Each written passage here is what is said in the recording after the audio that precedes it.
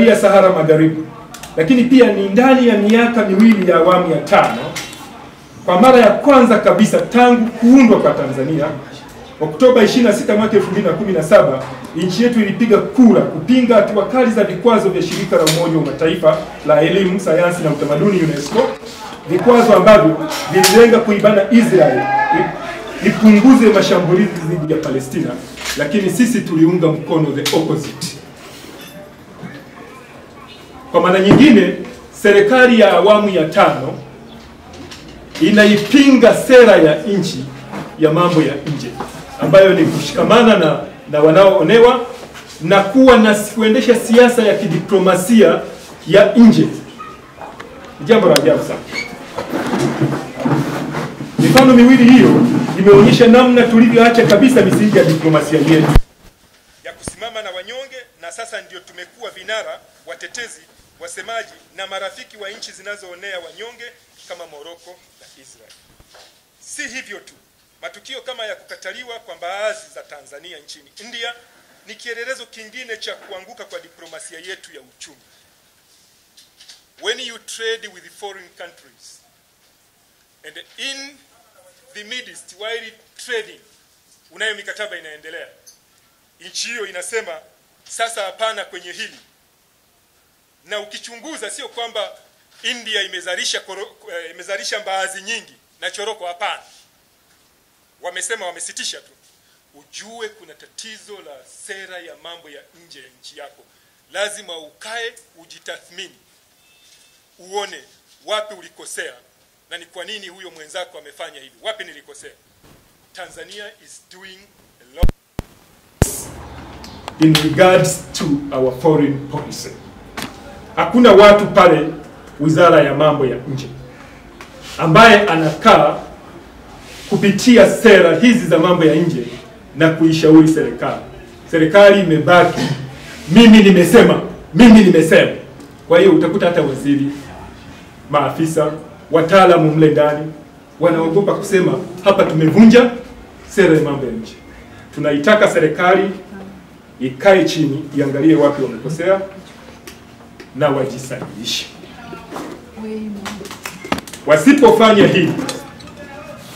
Wasipofanya hivi, gradually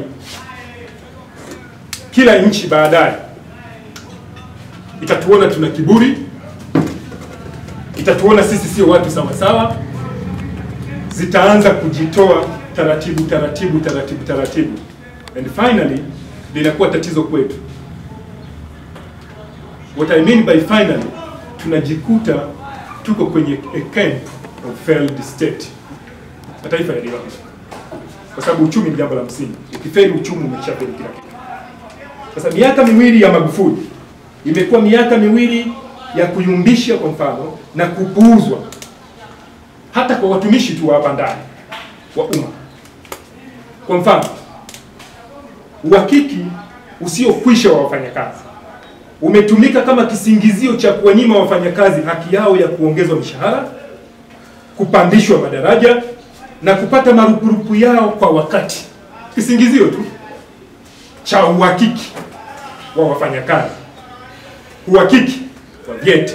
Lakini nyewe mnaona double standards. Watu wanasema huyu ana vyeti fake, lakini unasimama unasema hata akiwa hajui kusoma na kuandika. Those are double standards. Hata sasa unahakiki kitu gani? Those are double standards. Na huyu mtu is remunerated from taxpayers. Sio kwamba unamlipa wewe hela yako, kwa sababu hata wewe mwenyewe unalipwa na taxpayers. Lakini unasema huyu hata akiwa hajui kusoma. Why these double standards? Hatuwezi kufika mahali.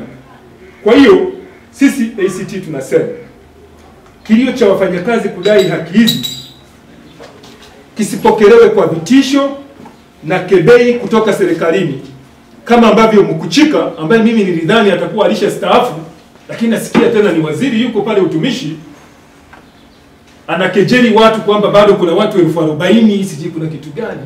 No,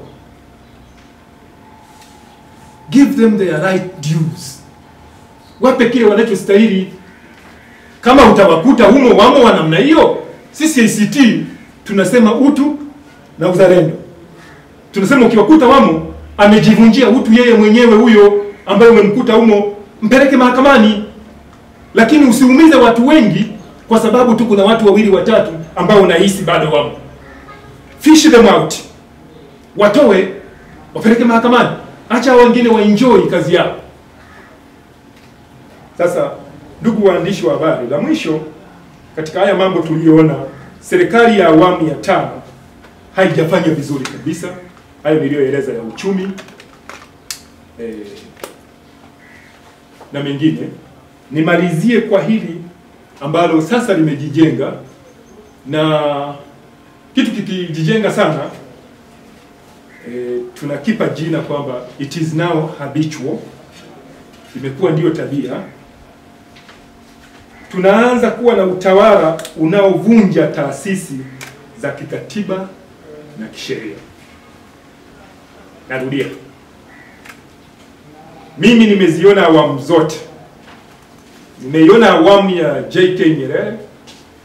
Kuna wale waliokuwa wanaona it was a semi-policy state, it was a semi-policy state, waliokuwa wanaona hivyo. Mimi sikuona hivyo.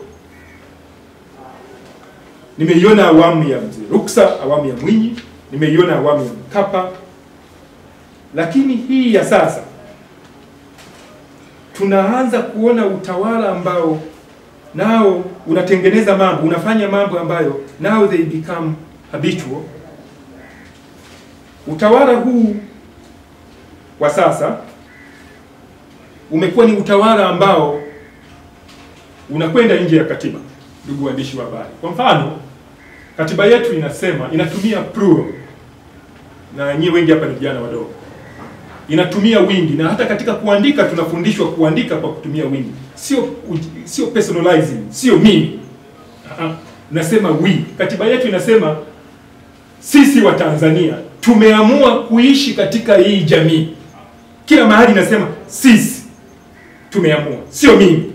Lakini tumeona utawala unaanza kuwa wa mtu mmoja. Mimi nimesema. Where do you get this moral authority to say mimi? Why? Is Tanzania becoming a personal property of Chama cha Mapinduzi? I think no. CCM lazima washauri viongozi wao, tangu wabunge, mawaziri, madiwani, wawashauri na viongozi wao wakuu wa chama waondoe hili neno. Hili neno halipo katika katiba yetu. Mimi nimesema. Where do you get that moral authority? Sisi tumesema. Maana yake unaisemea nchi. Sisi tumesema. Sasa kumekuwa na utawala ambao unasema mimi nimesema. Sasa kwa mfano wewe ukiwa ni rais, mimi nimesema, wewe ndiye amiri jeshi mkuu. Lakini kwa nini wewe ndio tena uwe mlipaji mkuu? Na wewe ndio procurement officer. Nimeona kwenye mitandao ya kijamii juzi, huyu waziri wa fedha na uchumi, sielewi kama naye alifikiria vizuri, anasema rais amenipigia simu. That is personal between you na rais. Ulikuwa unasema bungeni ili iwe. Sema kupigia wewe simu. Angekuwa rais anataka kulifikisha bungeni ili lifike kwa wananchi, angempigia speaker. Speaker is the head of that institution on behalf of the people of the United Republic of Tanzania. Sio waziri Mpango. Hata kidogo. Anasema ameniambia wamtafutie Kaliua, siji reli ya Kaliua, au wawekezaji binafsi atawapeleka Kaliua, atawapeleka Mchinga si wapi huko kusini. Huyo ni waziri. That's the level of a minister. Anasema hayo mambo ambayo ameongea kwa siri na rais. Sasa maana yake nini? Mpango anataka kutuonyesha sisi kwamba Rais Magufuli is the procurement officer. Kwa hiyo yeye anaweza kuallocate resources. Na anaweza kuallocate projects. Resources na projects zinakuwa allocated ndani ya bunge. Ndio maana tunasema mpango amekuwa mpango kweli. Wewe unaongea na rais unakuja kuambia watu. Rais angetaka angeongea na speaker. Kwa hiyo hayo ni mawazo ya mpango yeye mwenyewe. Sasa serikali ikiwa na viongozi wa namna hii, mkuu wa mkoa mimi nimesema mimi, sio wananchi wa mkoa wangu, mimi nimesema, waziri mimi nimesema, rais mimi nimesema. Sasa mambo haya yanaondoa kitu ambacho kiko kwenye katiba. Nini yanaondoa? Mambo haya yanaondoa kabisa uimarishaji wa taasisi za umma, yanaondoa uimarishaji wa demokrasia katika nchi. Kwa hiyo taasisi za umma zimekuwa nao, yani zimeondolewa haki halisi, na actually they are toothless now. Mkurugenzi wa jiji hawezi kusema, mkurugenzi wa halmashauri hawezi kusema, mkurugenzi wa mji hawezi kusema, waziri hawezi kusema, mkuu wa TANROADS hawezi kusema, mkuu wa TANAPA hawezi kusema. Kwa hiyo sasa hakuna tena taasisi. Taasisi nao sasa hivi zimenyamazishwa, haziwezi kusema. Sasa katika mazingira haya ya utawala wa mimi nimesema, sio jambo jema. Tunaishauri serikali ijisahihishe katika hili ili iweze kujenga taasisi hizi kama ambavyo zimejengwa na awamu ya kwanza, awamu ya pili, na awamu ya tatu, na awamu ya nne. Na naomba niwakumbushe hawa viongozi wa CCM ambao ndio makada hao walioko kwenye serikali, mawaziri hao, nchi ya Tanzania haijaanza kujengwa leo. Maana kuna notion za ajabu kwamba tunajenga nchi. Wewe unajenga nchi leo. Nchi hii imeanza kujengwa tangu hata babu yako hajazaliwa. Na kama una maana ya Tanzania huru, Tanzania huru imeanza kujengwa baada ya uhuru. Na mifumo yote ya kiutawala iliwekwa. Miundombinu yote hii, kwa mfano huwa nacheka tu Magufuli anaposema anajenga barabara. Haujengi barabara, unaboresha barabara. Network iliyowekwa na Wajerumani ndio unaiboresha. Hizo barabara zilikuwepo, lakini zilikuwa za level gani? Zilikuwa za vumbi. Wewe zinaboreshwa. Tena most of our roads zinaboreshwa kwa external fund, kwa misaada na mikopo zote. Kwa hiyo ndugu waandishi, nawashukuru sana kwa kuja. Asanteni sana. Mwenye swali karibu. Mimi ni Bakari Kiango, Masiaga kwa Mwananchi. Nilikuwa na maswali mawili. Swali la kwanza, kutokana na hizo hoja 9 ambazo mmefanya tathmini, nimeona kama ni mapungufu kwa kipindi cha miaka miwili cha rais. Sasa mnashauri nini mkisummarize katika hizo hoja 9 ambazo mmezitaja hapo? Swali la pili, mimi binafsi sijaelewa. Nitaka mpango afanyeje? Hebu tufafanulie. Kuna ubaya gani yani ile mpango kusema ile kauli ambayo mpigwa na rais kufikisha ujumbe na Bashe na mwenzake? Nitaka iweje yani? Ndio haya. Swali lingine? Mwingine mwenye swali? Karibu. Asante. Naitwa Luis, natoka The Citizen. Mimi naomba kujua source ya hizi statistics ambazo umezitoa. Hizi za kiuchumi. Nimekuwa nikisema hapa imepungua kutoka kwenda hivi. Chanzo chake ni nini?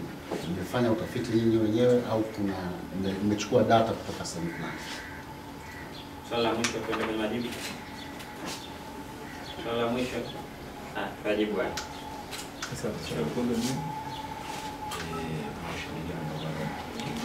Asante. Ndugu waandishi wa habari, sisi tumeainisha mapungufu mengi. Na actually mapungufu haya yako katika katiba yetu. Inasema nchi ni ya kidemokrasia ya vyama vingi. Huo ndio msingi wetu wa kwanza wa mapungufu katika siasa. Kwa hiyo nchi yoyote duniani na vyama vyote vinapokwenda kuomba ridhaa ya kuongoza, vinauza sera yao ambayo ina mambo ya msingi haya matatu. Ndizo ajenda za kudumu. Kama una hizo, acha kabisa kufanya siasa. Social, political, economy. Unaposema siasa isifanyike, then that country is dead. kwa sababu there is no economy that will operate in a vacuum. Hakuna uchumi ambao hauko coordinated na politics. Unadanganywa tu. Hii ni dalili za mtu kutaka kuwaondoa wenzake abaki yeye na chama chake. Mimi ndicho ninachokiona cha Magufuli. Kutaka wengine waondoke abaki yeye na chama chake. Lakini kuna njia nyingine za kufanya nzuri kuliko kutumia hiyo. Hiyo ni njia mbaya kwa sababu you frustrate, you torture your people, and then what do you expect? Wewe unafanya siasa, waangalieni kila siku mkuu wa wilaya, mkuu wa mkoa, yeye mwenyewe CCM imehodhi public broadcaster. Wanaita eti nini? Television ya serikali, sina radio ya serikali TBC. Don't cheat people. He is a public organization, is a public operation. Kwa hiyo ni ya wananchi, sio ya serikali. Serikali inasimamia tu, ni ya wananchi. Kwa hiyo yeye amefanya hilo. Sasa sisi tunasema hilo hapana, tunamshauri siasa. Utawala wetu ni shirikishi. Hatutaki uvunjaji wa haki za watu. Leo gazeti likisema hiki umelifungia. Mwanasiasa akisema hivi anaitwa. Ukifanya hili umeitwa. Hakuna utawala wa namna hiyo. Hata hapo nyuma wakati wa Nyerere, wakati ambapo bado kulikuwa na Cold War, magharibi na mashariki, bado kuna vita baridi ambayo kila mtawala kwenye nchi yake alikuwa anaogopa watu kusema. Lakini tulikuwa na uhuru wa aina fulani kwa Nyerere kusema. Sasa leo hakuna Cold War. Ni kwa nini? Agenda ipi ya CCM? Agenda ipi ya Magufuli ya kuzuia watu wasiseme? Na wakati katiba inasema tuseme, tuna mawazo yetu ya kusema. Tuna akili, kwa nini tusihoji? Taifa lisilohoji ni taifa la watu wajinga. What is wrong?